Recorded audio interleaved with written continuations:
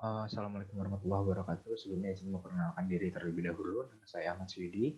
NIM 12013089 Prodi Teknik Elektro angkatan 2020.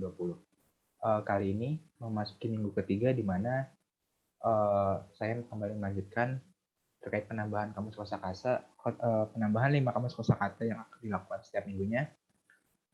Di sini saya menambahkan yang pertama ada domain frekuensi, kemudian yang kedua adalah domain waktu, ketiga eksitasi, keempat arus sinusoidal, dan yang terakhir adalah fasor. Langsung saja masuk ke pengertian yang pertama, yakni tentang domain frekuensi. Domain frekuensi sendiri merupakan suatu metode yang digunakan dalam melakukan suatu analisis pada sebuah data. Hal tersebut mengacu pada sebuah fungsi matematika atau sinyal yang memiliki frekuensi. Umumnya analisis ini ditemukan pada bidang sistem kontrol, perangkat elektronik, dan statistik. Kemudian analisis frekuensi bagian besar digunakan pada sinyal atau fungsi yang periodik dari waktu ke waktu.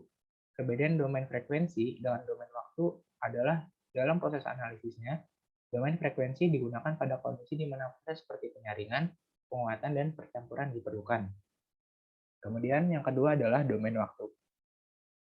Selanjutnya domain waktu itu adalah suatu metode yang digunakan dalam melakukan suatu analisis data yang masih samar dan digunakan dalam periode waktu tertentu.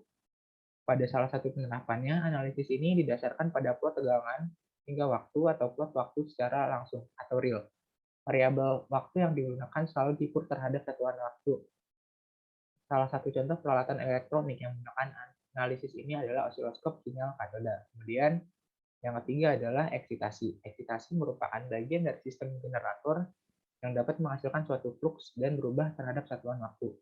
Suatu generator harus diberi eksitasi karena eksitasi merupakan sistem yang dapat menyuplai listrik searah yang nantinya akan digunakan sebagai pembangkit medan magnet dan menghasilkan nilai tegangan yang bergantung pada besarnya arus eksitasi tersebut. Untuk prosesnya sendiri, eksitasi ini memiliki sebuah sistem di mana penerapannya menggunakan hukum Faraday, yakni suatu penghantar yang dialiri arus listrik atau di sekitar kumparan, maka kumparan tersebut akan terinduksi. Kemudian yang keempat adalah arus sinusoidal. Arus sinusoidal merupakan arus yang berbalik pada suatu interval waktu secara teratur dan bergerak secara bergantian dari positif menuju negatif. Arus ini pertama kali dipopulerkan oleh Westinghouse Electric Company, di mana perusahaan tersebut dimiliki oleh George Westinghouse yang pada saat itu dibantu oleh Nikola Tesla. Alasan penggunaan arus ini adalah berdasarkan tingkat keefisiensiannya sehingga penerapan arus ini sering ditemukan pada keseharian manusia. Yang terakhir adalah fasor.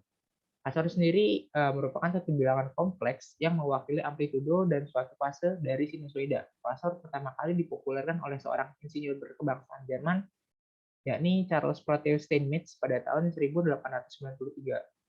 Kemudian penerapan fasor membuatnya dapat digunakan pada suatu frekuensi yang bersifat konstan dan lebih praktis daripada penggunaan fungsi sinus atau kosinus. Mungkin untuk minggu ketiga hanya itu saja. Kurang lebihnya mohon maaf. Terima kasih banyak dan sekian.